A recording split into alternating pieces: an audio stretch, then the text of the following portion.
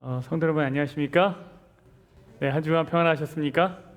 네, 아이고, 늘 분주한 한 주를 보내셨을 텐데 이렇게 또 하나님의 안식일의 초청에 응하셔서 이렇게 예배하게 된 것을 기쁘게 생각하고 또 방송으로 이 예배에 참석하시는 모든 분들 역시 주님의 이름으로 환영합니다. 오늘은 사사시대 이야기 네 번째 사사기 19장 가장 끔찍한 이야기입니다. 우리 말씀을 펴기 전에 잠깐 기도하겠습니다. 사랑의 아버지 하나님, 이제 말씀을 엽니다. 말씀 속에 담긴 하나님의 마음을 발견하고 그것이 우리의 마음이 되기를 원하오니 성령 하나님, 하늘의 일을 우리 안에 이루어 주시옵소서. 예수님 이름으로 기도합니다.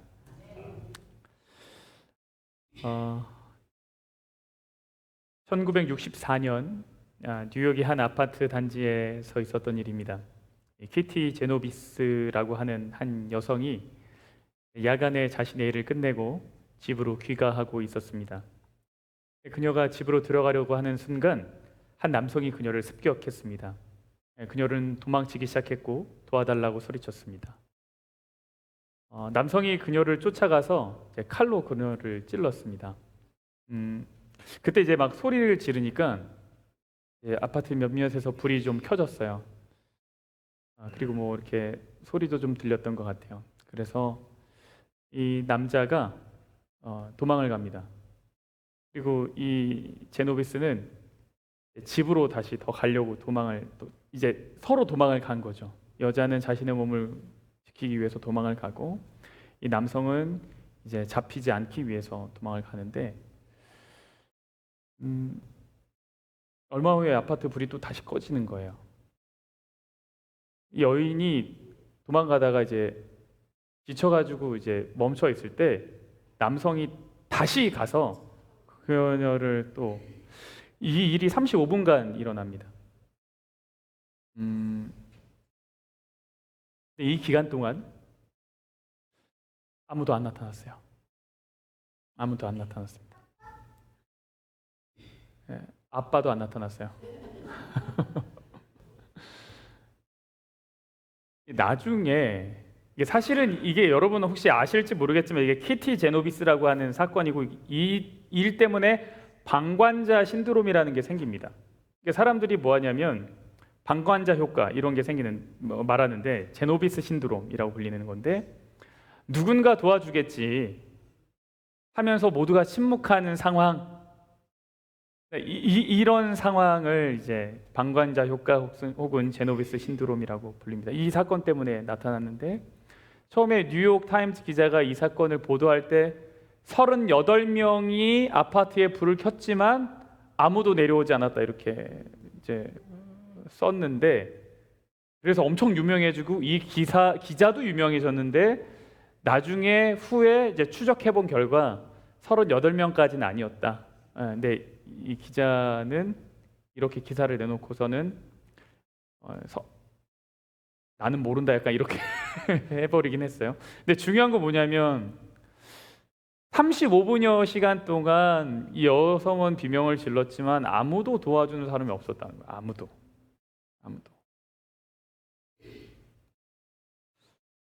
두려움과 개인적 손해에 대한 우려 때문에 괜히 개입하지 말자, 인볼브 되지 말자 이런 생각을 하게 되는 거고 이거는 조금 요즘 사회에 학습이 된 것 같습니다. 그래서 이러한 이 끔찍한 일들이 좀 일상이 되어가고 있는 요즘이 아닌가라는 생각을 하게 됩니다. 이제 우리가 다루려고 하는 사사기 19장은 사실 단에서 다루기에 어려운 이야기입니다. 제가 이걸 어떻게 풀어야 할지 고민이 많았습니다. 그럼에도 불구하고 앞에 이렇게 정말 여러분의 인상이 찡그러질 만한 이야기를 서두에 하게 되는 것은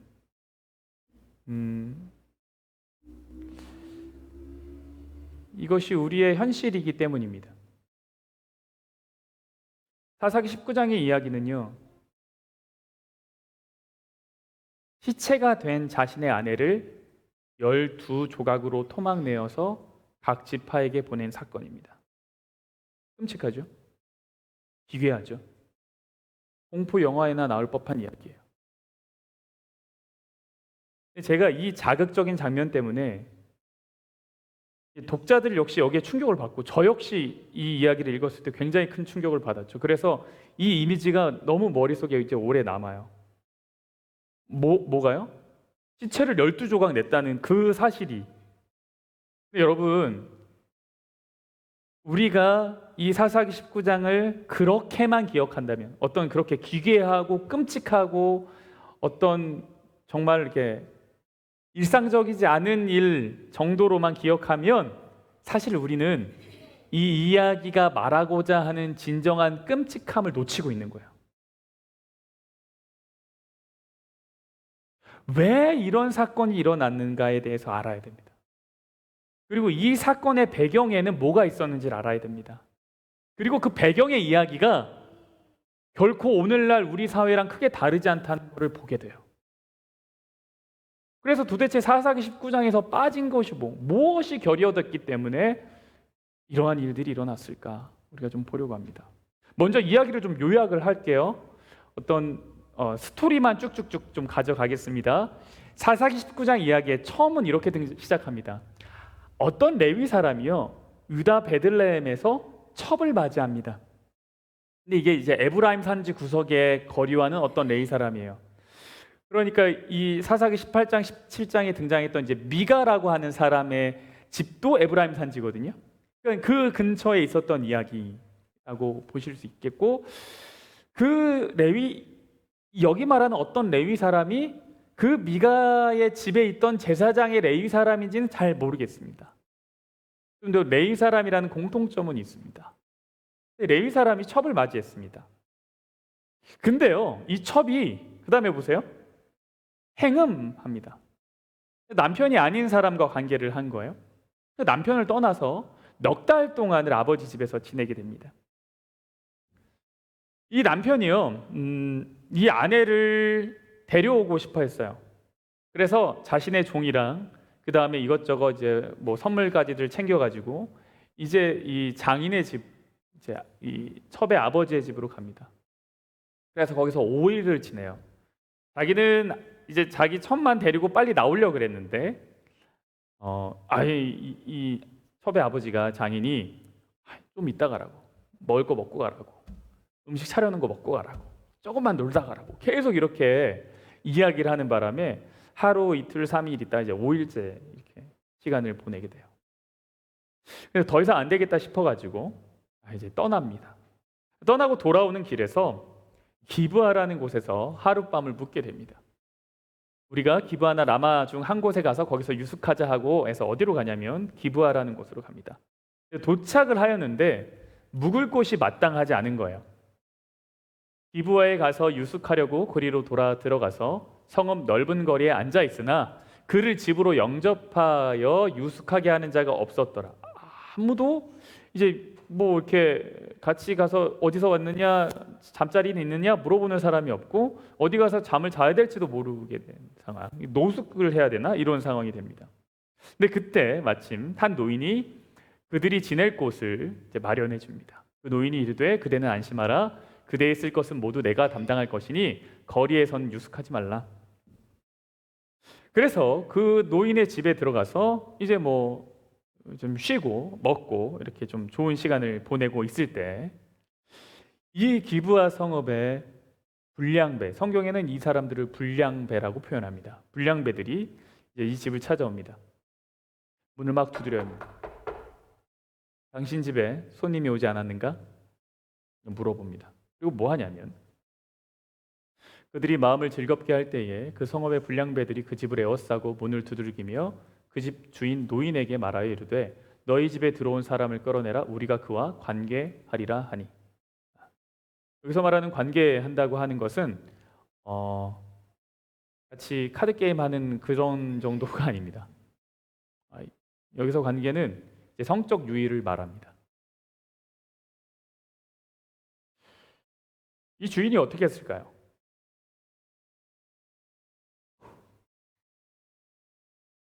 레위인은 어떻게 했을까요? 레위인이 그리고 이 노인이 어떻게 했냐면 이렇게 했어요. 보라, 여기 내 처녀딸과 이 사람의 첩이 있다. 그러니까 노인은 자신의 딸을, 그리고 레위인은 자신이 데려온 첩을 이 사람들에게 내어줍니다. 그리고 그녀들은 밤새 학대를 당하고 그리고 문 앞에서 죽게 됩니다. 아침이 되어서 이 레위인이 문 앞에 있는 시체를 발견합니다. 그리고 그 몸을 12조각으로 나누어서 이스라엘의 각 지파로 보냅니다. 제가 아주 담담하게 이야기를 설명했지만 사실 훨씬 끔찍한 이야기입니다. 너무 끔찍하니까 이 정도로 마무리를 하고 이 이야기에서 우리가 발견할 수 있는 내용들이 뭘지 이제부터 조금 하나씩 보려고 합니다. 첫 번째는요, 레위인의 첩입니다. 레위인이 뭐가 있어요? 첩이 있어요. 레위인이 첩이 있어요. 첫 번째, 이 사사기 19장에서 이게 맨정신으로 받아들일 수 없는 이야기들이 진짜 너무 많거든요. 그 중에 첫 번째는 레위인이 첩이 있다는 이야기예요. 그 바로 전장에서는 레위인이 어떻게 했습니까? 미가라는 한 사람의 제사장으로 있다가 이렇게 단지파가 와서 너 우리 지파 제사장 되는 게 어때? 이 집 여기 있는 것보다 이제 큰 여러 사람들이랑 같이 제사장하면 좋잖아. 그랬더니 그래? 그래가지고 물건 다 가져가서 이렇게 갔잖아요. 요번에는 레위인이 첩이 있어요.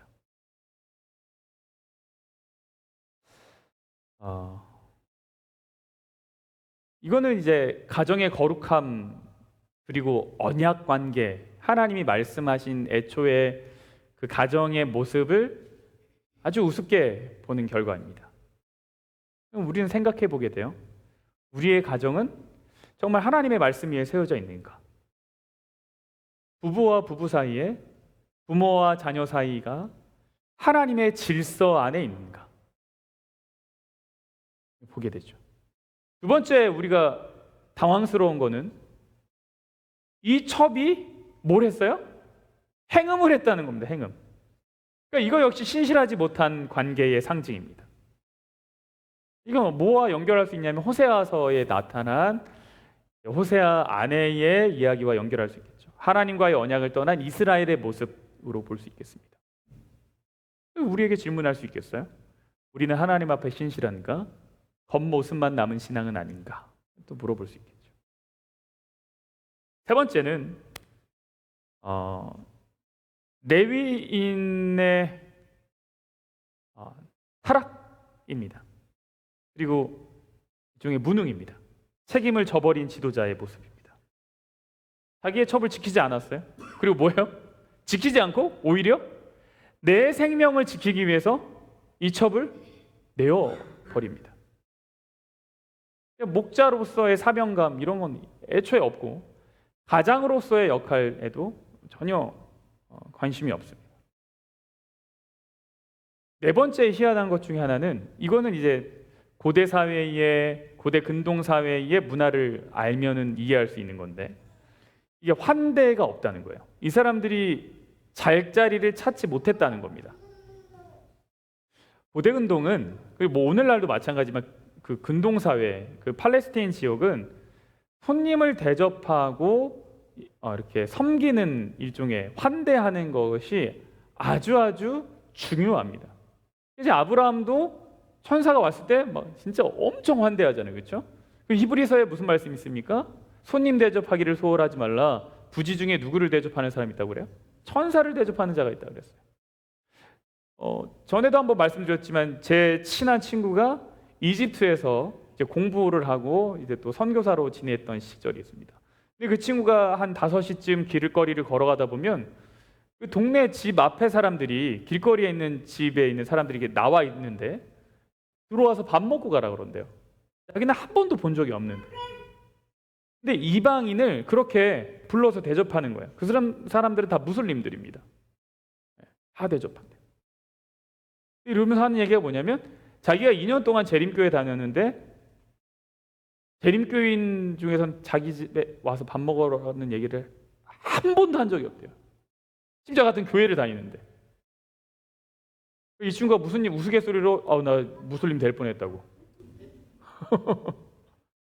근데 우스갯소리지만 이게 굉장히 그렇죠. 그 모습이 이때 당시의 모습이나 오늘날의 모습이나 다르지 않아요.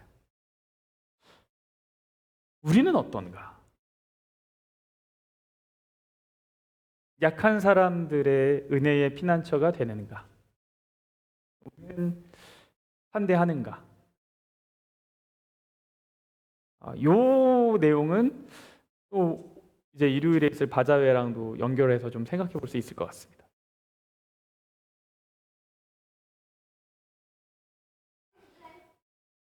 다섯 번째는 도덕적 부패와 집단 범죄죠. 이건 이제 악의 구조화라고 볼 수 있을 것 같습니다. 사람들이 죄에 대해서 뭐예요? 묵인합니다. 이 기브아 사람들 이 사건 속에는 세 부류의 사람이 좀 등장하는데 첫 번째는 적극적 가담자입니다. 불량배라고 말했던 사람들. 두 번째는 나름 방어를 하려고 했던 사람, 그러나 뭐 실패했던 사람. 그게 누구냐면 노인입니다. 하지 마세요. 이 정도까지. 그러나 결국 뭐 했어요? 자기의 딸을 내어줄 수밖에 없어. 그게 바람직한 선택이었는지는 바람직한 선택은 아닙니다. 분명 아니었지만 이 사람은 손님을 대접해야겠다는 사명감 때문에 자신의 딸보다 지금 손님 대접하는 게 더 중요한 사람이었던 거야. 그러니까 이 손님을 지키기 위해서 뭘 했냐면 자신의 딸을 내어준 거야. 그러니까 도덕적 신념이 무너지면 자기가 지금 어떤 선택을 하고 있는지 잊어버릴 수 있어요. 무엇이 더 중요한지를 잃어버릴 수 있다. 볼 수 있겠죠. 뒤에 두 번째 종류. 세 번째 종류의 사람은 누구냐면 방관자들이에요. 근데 기브아에 사는 다른 사람들, 불량배 아닌 사람들, 그 사람들은 이 일에 대해서 한마디 언급이 없습니다. 여섯 번째가 뭐냐면요, 인간 생명의 경시입니다. 사람이 도구가 된 거예요. 제가 처음에 이 사사기 19장을 읽을 때 이 레위인이 가지고 있는 어떤 이 선택 있잖아요. 시체를 12조각으로 나눠서 다 보내는 것. 여러분, 이것이 어떻게 보이십니까? 이 행동이요. 사랑하는 사람이 능욕당한 것에 대한 분노처럼 보이십니까?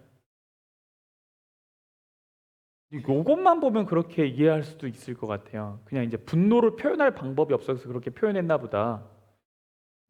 근데 여러분, 이게 자세히 보면 이게 사랑하는 사람에 대한 분노가 아닙니다. 뭐에 대한 분노일 것 같으세요? 자신의 소유물을 잃어버린 것에 대한 분노입니다.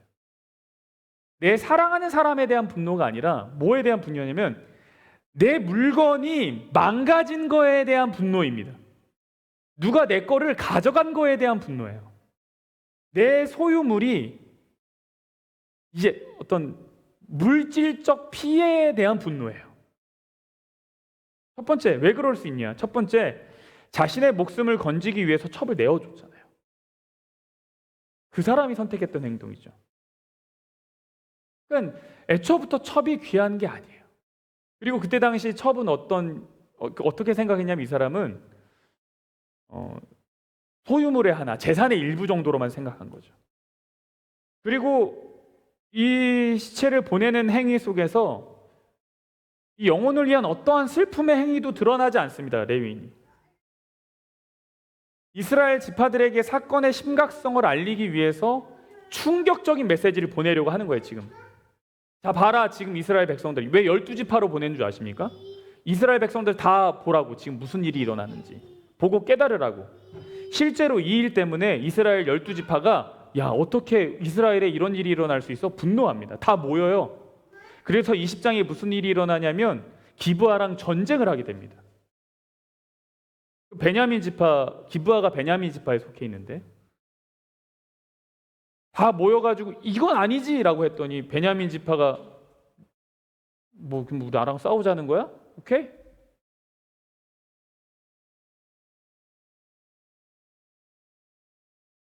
그래서 이걸 12지파로 보낸 건 일종의 메시지였습니다. 결국 뭐예요? 첩을 하나의 메시지의 수단으로 본 거예요. 분노의 배달물.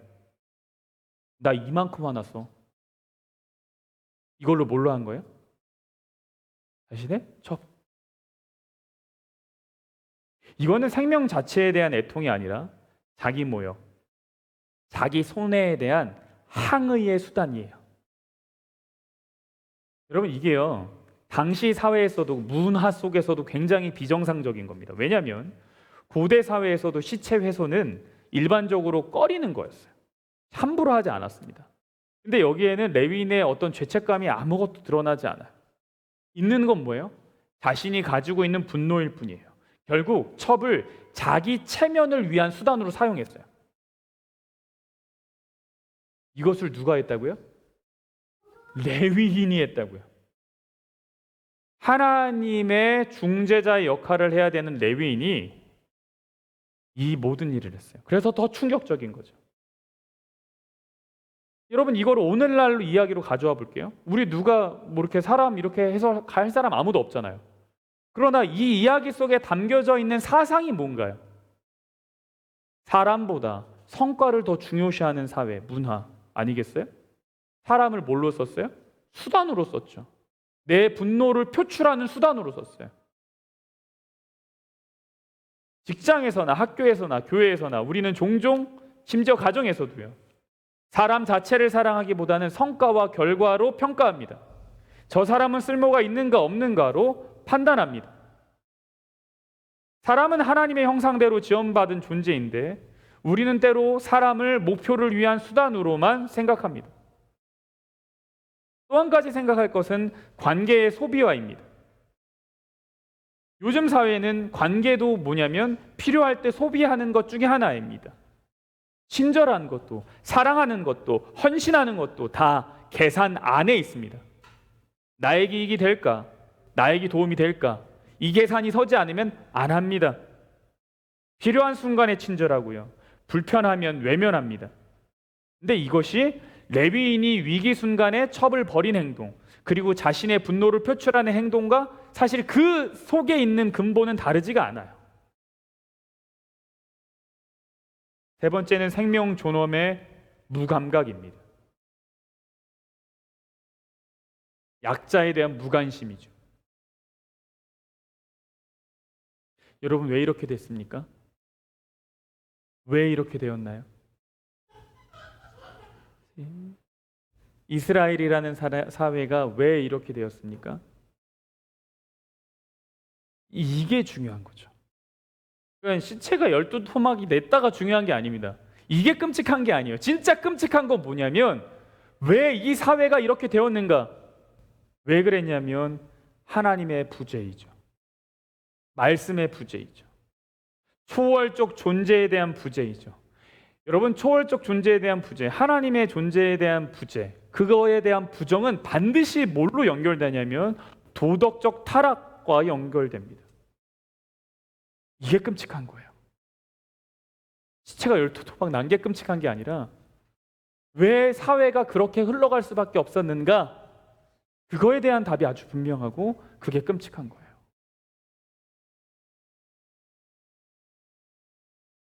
오늘 우리가 말씀 앞에 다시 서기를 바랍니다. 하나님의 살아계심이 우리에게 고백되기를 바랍니다. 여러분, 하나님이 살아계신다라는 고백이 결국 무슨 얘기냐면 내가 살아있다라는 고백이에요. 하나님은 살아계십니다라는 고백은 결국 내가 살아있다라는 고백입니다. 여러분, 말씀이 중심이 되지 않으면 가정이 무너집니다. 보셨잖아요. 레위인 첩을 두고 첩은 행음하고 레위인이요. 말씀이 중심이 없으면 공동체는 차가워집니다. 아무도 환대하는 사람이 없고요. 악에 대해서 침묵합니다. 말씀이 중심이 되지 않으면 결국 생명이 무가치해집니다. 존엄성이 없어집니다. 이게 너무나 자연스러운 수순입니다. 내 가정에 말씀이 없으면 이 현상이 어느 순간 누구에게 나타나요? 내 가정의 구성원에게 나타나죠. 교회의 중심에 말씀이 없으면 어느 순간 자연스럽게 교회에 이 현상이 나타날 수밖에 없어요. 여러분, 오늘 우리가 이 말씀을 나눈 이유는, 이 말씀 앞에 선 이유는 그 어두움을 보며 절망하라고 하는 것이 아닙니다. 우리가 다시 말씀 앞에 서야 할, 말씀 위에 서야 할 분명한 이유를 우리에게 주시는 거고, 하나님이 그것에 초청하시는 거죠. 우리가 바자회를 앞두고 있습니다. 여러분, 이 바자회 단순한 행사가 아니겠죠. 우리 공동체가 말씀의 기초에서 이웃을 섬기고 사랑을 나누는 실천의 자리입니다. 제가 말씀을 보면서, 오늘 말씀을 준비하면서 정말 가장 크게 깨달은 것 중에 하나는 뭐냐면, 바자회는 기도 없이 할 수 없겠구나라는 거였습니다. 바자회는 기도 없이 할 수 없겠구나. 하나님이 살아계신다는 믿음 없이는 할 수 없겠구나. 왜 그런 거냐면, 기도 없이, 다시 말씀 중심이 아니고 하나님 중심이 아닌 것에서 나타나는 결과들이 뻔하기 때문이에요. 뻔하기 때문에.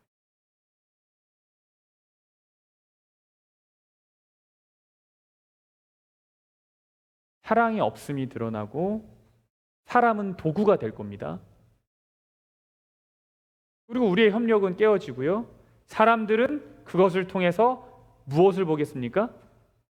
샬롯 교회가 일을 잘하나 못하나를 보겠습니까? 아니요. 그들의 영적 이미지에 남는 건 뭐냐면 하나님이 계시는가 계시지 않는가죠.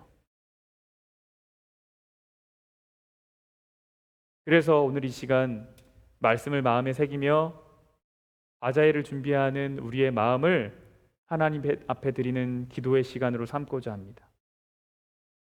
그래서 바자회를 위한 특별 기도회를 좀 하려고 합니다. 세 가지의 기도의 제목을 좀 나누겠는데요. 첫 번째, 말씀 위에 세워지는 가정과 공동체가 되기를 위해서 기도하면 좋겠습니다. 우리 가정이 말씀 위에, 내가 말씀 위에, 그리고 우리 샬롯 교회가 말씀 위에 세워지는 공동체 되면 좋겠습니다. 두 번째는 바자회를 통해서 사랑이 흘러가게 되었으면 좋겠습니다. 우리가 나누고 섬기는 일들이 그들에게 기쁨이 되고 하나님의 살아계심이 증거되는 일 되면 좋겠습니다. 이제 두 번째 기도의 제목입니다. 세 번째는 섬기는 손길 위에 기쁨과 평강이 머물도록 기도하면 좋겠습니다. 우리가 섬길 때 일은 잘하지만 내 마음에 기쁨과 평강이 없으면 안 되잖아요. 그렇죠? 네. 그래서 세 번째는 이 일을 위해 우리가 기도했으면 좋겠습니다. 이 세 가지를 위해 기도할 텐데 저희가 셋셋 좀 짝을 지어보면 좋겠습니다. 세 분 이제 짝을 지어서 하나의 기도 제목들을 이제 맡으셔서 같이 이 바자를 위한 특별 기도회를 가지면 좋겠습니다. 이렇게 짝을 한번 지어 주시겠습니까?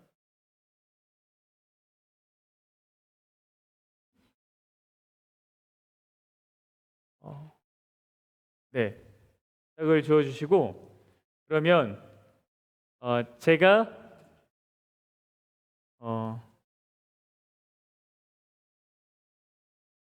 같이 찬양을 하고 제가 기도를 하고 그 다음에 이제 특별 기도의 시간을 좀 갖겠습니다. 앉으신 채로 찬양하시겠습니다.